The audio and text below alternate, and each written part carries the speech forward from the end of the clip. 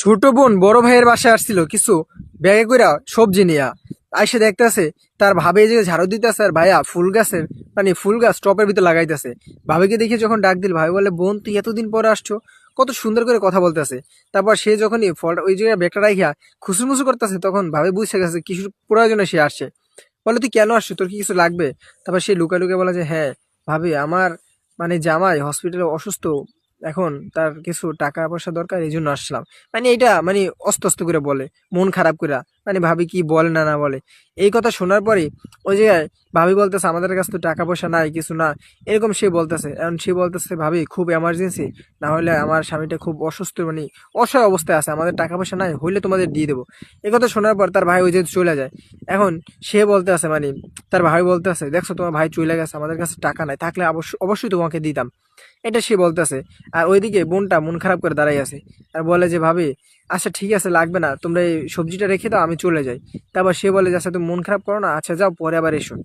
সে ওই যে চলে যাও ধরে, কিন্তু তার ভাবি ডাক দিয়ে বলতেছে, আচ্ছা শোনো শোনো, তুমি এই সবজিও নিয়ে যাও, তোমার সবজিও লাগবে না, আমাদের সবকিছুই যথেষ্ট আছে। তারপর সে মন খারাপ করে চলে যায়। বলে যে, খুব আশা করে আসছিলাম ভাইয়ের কাছে, ভাই আমার কাছে খালি হাতে ফিরিয়ে দিল।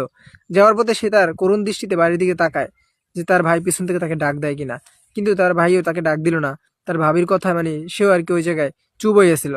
সে যাওয়ার সময় মানে তার নিয়ে আসা সবজিগুলো ওই জায়গায় রেখে চলে গেল। সে যখন চলে গেছে তারপর দেখা যায় তার ভাই রুম থেকে দৌড়ে আসছে কিছু টাকা নিয়ে। যখন আসে এসে বলতেছে, আমার বোন কথা, বলে ও তো চলে গেছে। বলে, ও কেন চলে যাবে, আমি তোকে কিছু বলি নাই, তুমি কি বলছো? ও তো টাকার জন্য আসছিল। বলে যে, আমি কিছু বলি নাই, তোমার বোন এমনিতেই চলে গেছে, আমি কিছু জানি না। সে মিথ্যা কথা বলতেছে তার স্বামীর সামনে, কিন্তু তার স্বামী সব বুঝালায় যে তার বউ তাকে মিথ্যা কথা বলছে, তারা দিতেছে। তারপর সে বলে, তুমি আমার সাথে চলো। যখনই তারা রুমের বাইরে নামে দরজার বাইরে, দেখে তার বোন সেই সবজি এই জায়গায় রেখে চলে গেছে। কয়, দেখছো আমার বোন কাকে বলে। দেখে বোন মন খারাপ করে চলে যাইতে আছে। পিছন থেকে ভাই আর ভাবি এসে তাকে ডাক দেয়, কিরে বোন তুই কই যাইতেছো?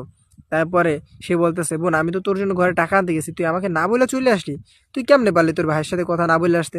তারপর সে বলে, ভাই ভাবি তো বলছে যে টাকা নাই, তোমাদের নাকি খারাপ অবস্থা যাইতেছে।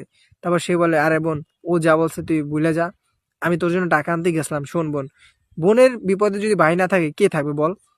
এটা বলার পর ভাই তার বোনকে অনেকগুলো টাকা দেয়। বোন টাকাটা পেতে অনেক খুশি হয়ে গেছে।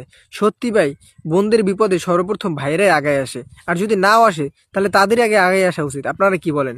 কারণ এখন দেখুন এই আপুটা কান্না করতেছে টাকাগুলো পেয়ে খুশিতে।